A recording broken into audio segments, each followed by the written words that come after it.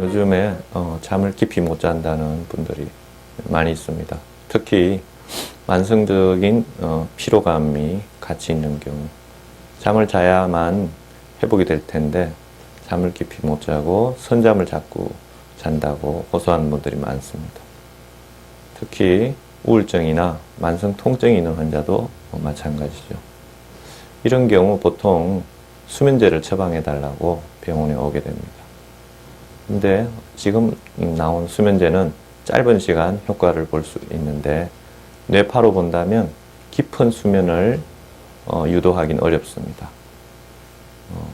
여러분들이 알고 있는 온몸이 쑤시고 담이 잘 결리고 특히 이분들이 잠을 못 자는 이런 경우를 섬유성 근통이라고 합니다. 이런 환자분들의 뇌파를 특히 수면 시 뇌파를 검사해 보면 수면이 얕은 단계를 1단계, 깊은 단계를 4단계로 하면 1, 2단계가 대부분을 차지하고 있습니다. 3, 4단계 깊은 수면이 잘 나타나지 않는 거죠.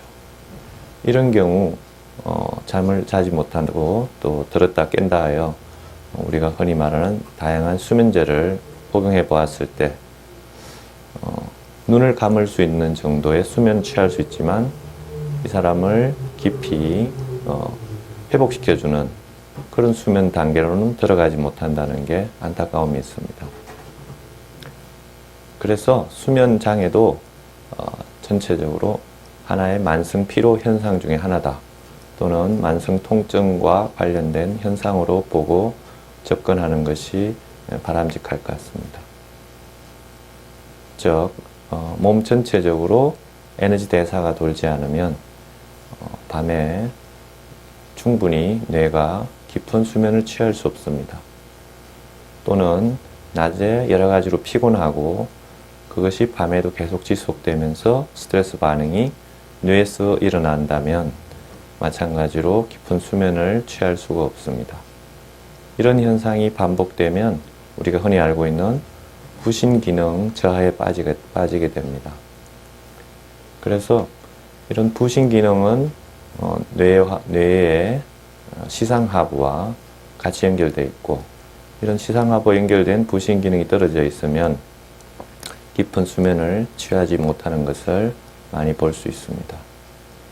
이런 분들은 쉽게 수면제에 의존하지 말고 수면제를 적절히 활용하면서 자연적으로 회복할 수 있도록 하는 것이 좋겠습니다.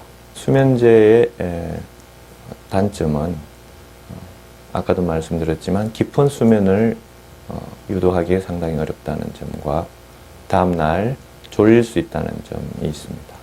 그리고 요즘은 중독성이 없다고 알려진 수면제조차도 중독성이 나타나는 경우가 많고 그로 인해서 환자분들이 지금 10년 이상 수면제를 처방하러 오고 있는 경우가 많아지고 있습니다.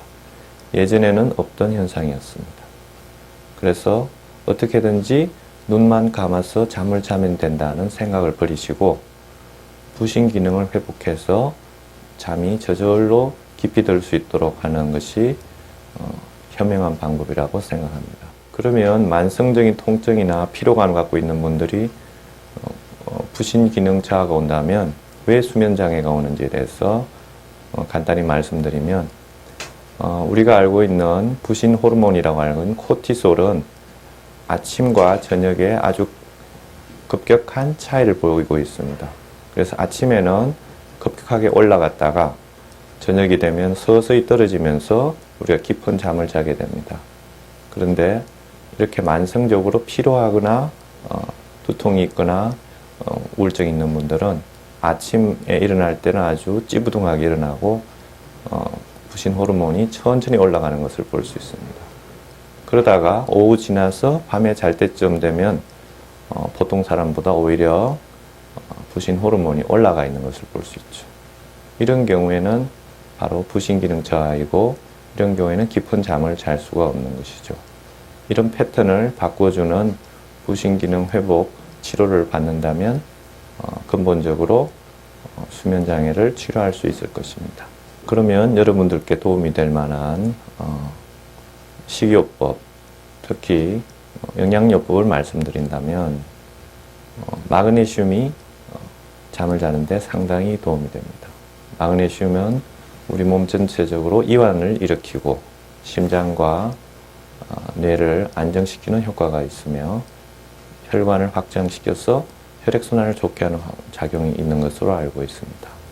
그래서 마그네슘 영양제를 보충하거나 마그네슘이 많이 든 여러 가지 음식들이 있죠.